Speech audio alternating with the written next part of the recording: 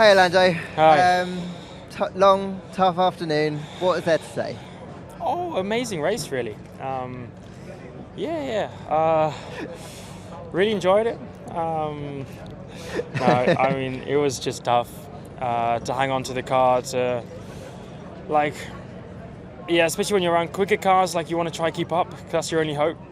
And when you do so, it's easy to make mistakes.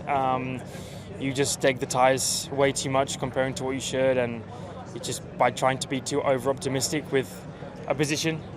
Not in a bad way, it's just you're pushing to try and do better, and we just don't really have a good enough car at the minute to do better. So we have a lot of work to do, quite simply, between us here at the track, but also everyone back at MTC, where we're working as hard as possible for next week to try and bring some improvements and figure out the car a little bit more, see if there's anything we're missing or we've gone away from or whatever, and just kind of try to start fresh, but as well learn as many things as we can from this weekend. So yeah, I don't know. We'll see what we can do next week. Considering where you guys have been over the last couple of years, a lot of people are tuned in and not have expected you guys to be towards the back of the field. Were you surprised at just how far off you guys were today? Maybe a little bit.